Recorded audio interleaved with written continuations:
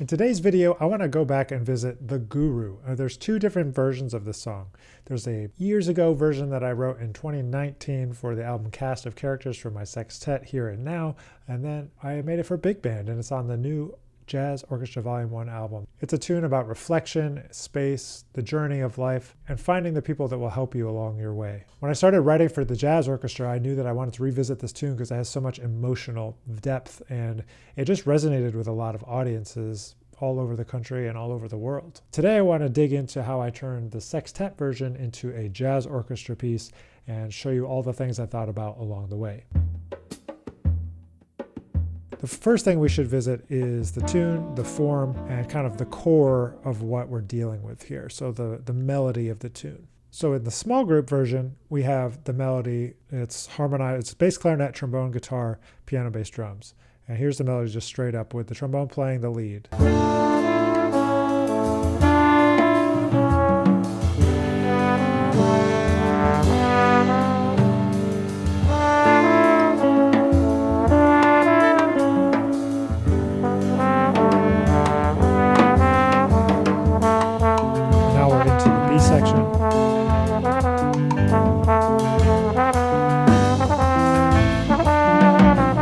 C section.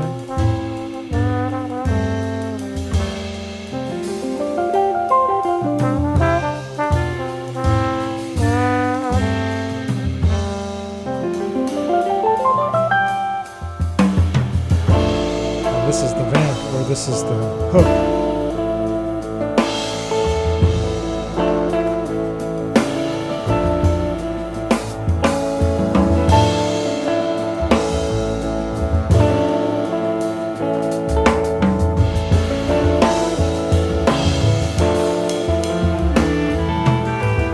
To the solos. How do you take that, which was fairly contrapuntal, and turn that into something that's a little bit expanded more? The big band version, same instrument, trombone playing the lead, but with things kind of almost the same as the small group version, but with a little bit of a twist and how we expand it. But the core is the same. So check out the melody now here with the big band version.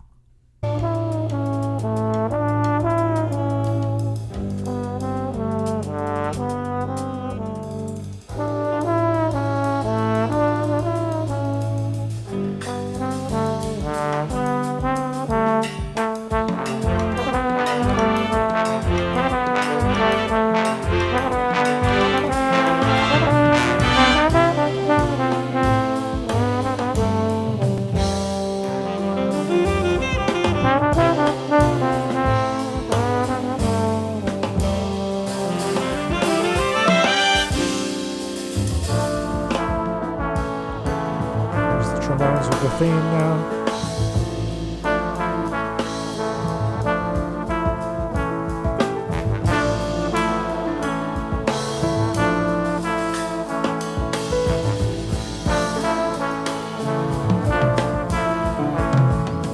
So as you can see, it was mostly the same throughout. We just kind of blew up some of the orchestration. We put the guitar and piano parts onto a bunch of the horns. However, it's still in the guitar and piano parts. This section here with the little hocket section, if you will, where it goes back and forth, this one kind of was able to be blown up more because we had more instruments that could really realize the whole thing, where you could hear. So that's how you first hear the theme in both versions. It's pretty straightforward. We kind of play the theme. When you go from there and you start thinking about, all right, what do I do with all of this? In the small group version, if you go and listen to that, you'll hear that it's just the form. I take a solo, Lucas Pino takes a solo on the bass clarinet, and then we trade, and we don't go back and like play the whole theme again. We kind of go straight out to the end from there, and it becomes a vamp over that. That's the hook, and the whole vibe of the tune, the Guru, is kind of has a meditative vibe. So to create that meditative vibe, what I thought was we would just repeat the section over and over, longer and longer than you think, and kind of build it up, and then you kind of release the tension after a long time. But that repetitiveness, textural monotony and kind of blowing over that, improvising over that would be what kind of creates the interest. What I did here that's definitely different between the two versions, I took some of the bits of the melody and kind of made them into little moments for the horns to kind of interject with the drums. And Jimmy McBride, the drummer, he was the one that came up with the idea to have it be this hand drumming thing. So he did this like hand drumming idea, which I thought was excellent. This is the fragments. Now that you've heard the melody, you can hear these fragments, right?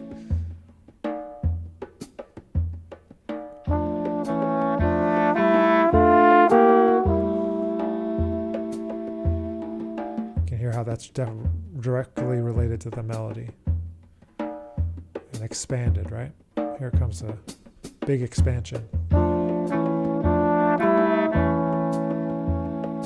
After a repetition, sometimes you need a little repetition.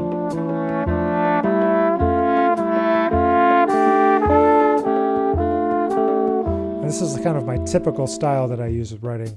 The guitar is a horn, trombone on top, and then to get this more expansive texture, we get the bass with the arco, and then now we're into the tune. So when I performed the tune without the other horns, I realized that we needed to create more space. It needed to take more time to get to the theme, because the theme doesn't take that long when you count the amount of seconds. And so this is just from performance practice, kind of feeling how the tune feels in real life, that I realized I wanted to give it some more space. So you can hear that we start off with the same vibe. You can see that it just has open drums at the top. Now, something that some teachers taught me a long time ago about writing was that you should think about all your different ideas as characters. One that's the same is the drums, but one that's different is going to be how we layer the ensemble on top and which harmonic character we're using. So I start using the A section melody harmony and the kind of sus to major as kind of the thing that we're developing the most. So you can hear the drums. Plays similar but a little different on this recording. So the first time through, you get these open voicings.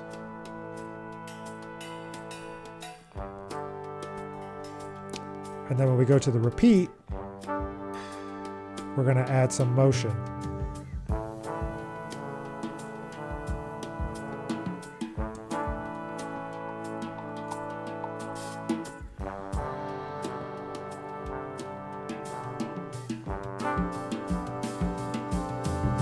Right, and then we add the ensemble here.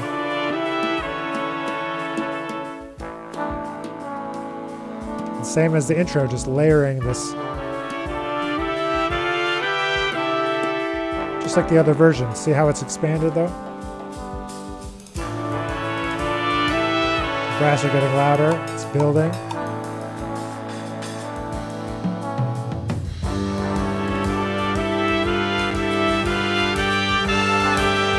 Still have the arco bass, but you can't hear it quite as much. New section. This section does not exist.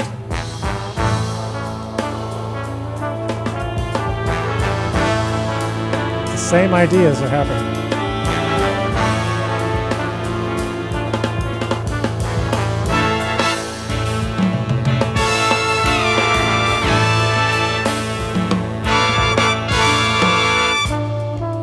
And then we get a subito, right? We go subito loud, we build it up from this kind of brass stuff and this little repetitive dee. It's all hinting. We're hearing the 3/4 and the 6/8 together. It's hinting it's what's to come.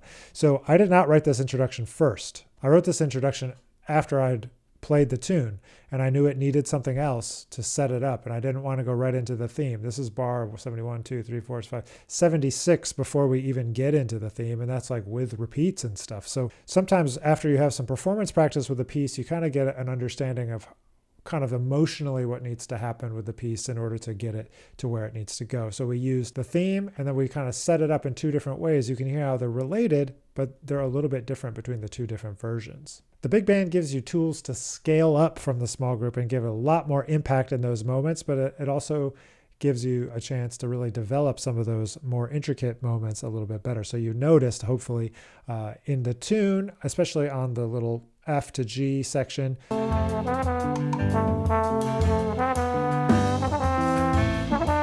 you could hear in the big band version how it's blown up and you can hear it bouncing across all of the instruments and hearing the 3/4 and 6/8 at the same time, which is the same thing that's happening in the introduction where you're hearing the 3/4 and the 6/8 at the same time. This is the idea of characters coming back again and again and again within a given arrangement.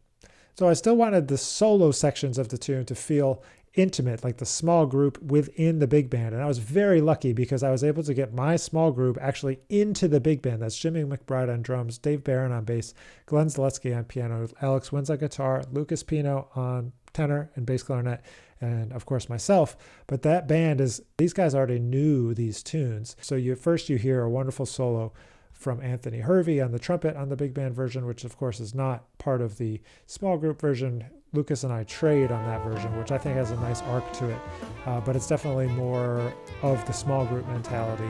And kind of switching to this big band mentality, we get a little bit more traditional trumpet solo and then trombone solo. So that's another difference is thinking about when you're playing in a big band, when you're thinking about the performance of a big band, having something where that involves an odd amount of measures and people trading and going back and forth. It's a lot harder to manage than if you just have one solo and then the next. And thinking about myself, I like to stand out front of the big band. I don't play in the section because a lot of my charts are written for 4-bones plus soloist. I knew that I need to be up front of the band to cue the backgrounds and all these different things. So the backgrounds don't come in until the trombone solo on the big band version, and you can hear them come in. I'm going to skip ahead so you can hear and see those as a difference between the small group just interacting and playing off of one another, and then what we kind of do with that later, taking the same thing. So thinking again, this is going to be a through line through this whole video of thinking about characters that you've introduced in your arrangement and finding new ways for them to appear.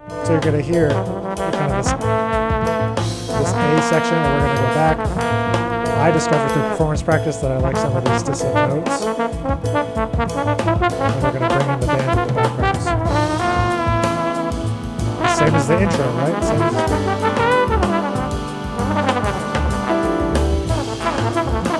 the sections, they serve more than one purpose. Right, here's the melody underneath.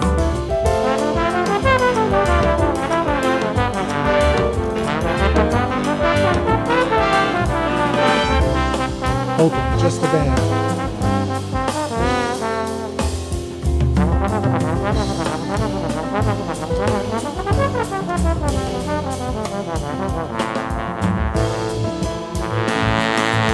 Now we're building tension. Long notes in the band. Add the hits from the intro.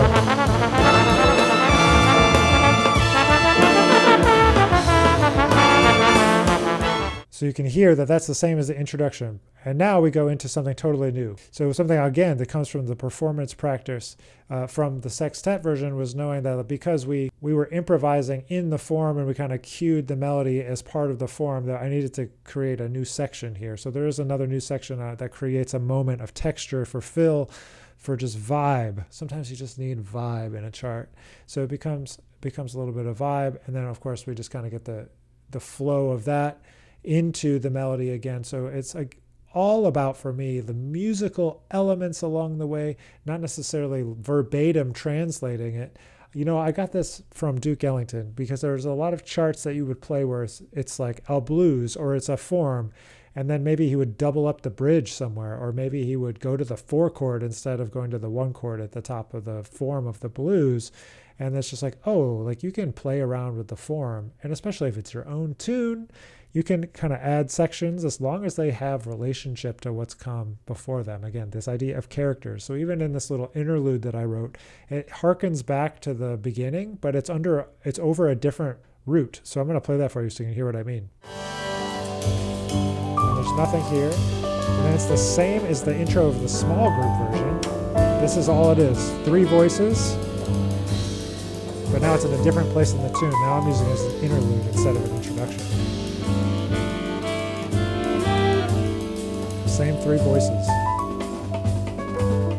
Not everybody has to play all the time.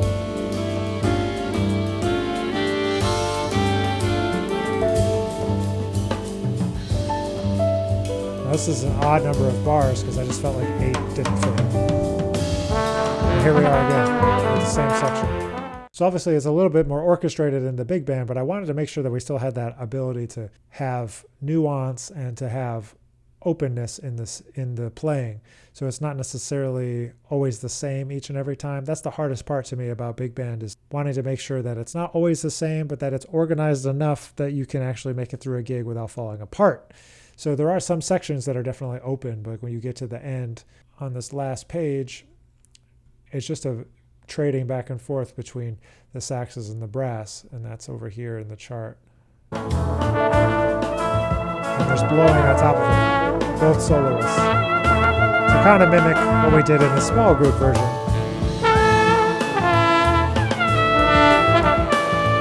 And these trumpets are going to come in only the very last time, and that's how we know we're going on. I think it's pretty important to have specific cues. Now we know it's the last time. Trumpets are in.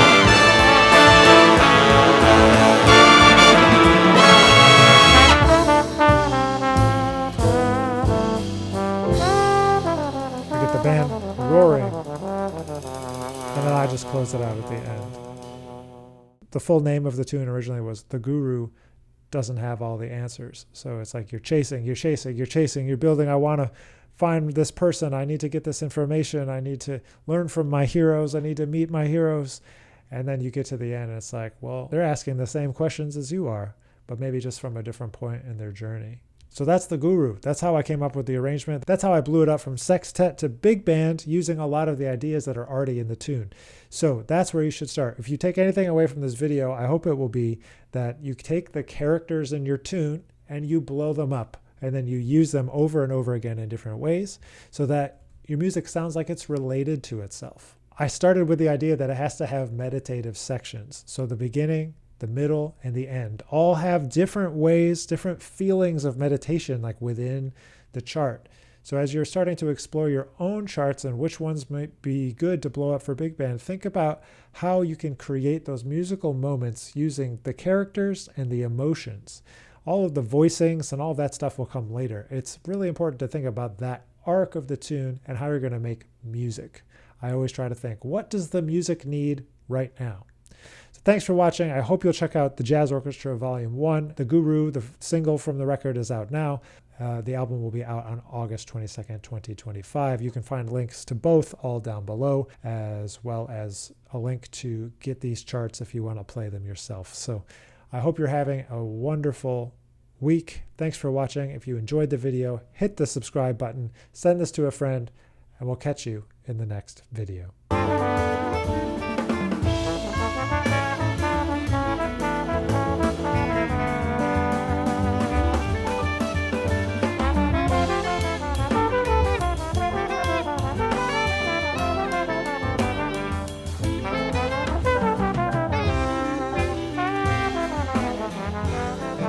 If you've been enjoying the videos on this channel, I would love it if you could check out the channel memberships and join the channel, join the community to be part of what we're doing here, to talk about jazz, talk about trombone, talk about music, talk about life. And it's been a pleasure to be able to connect with you and share so many things, but we're trying to take it to the next level. And joining the channel will allow me to put even more great videos out here for you.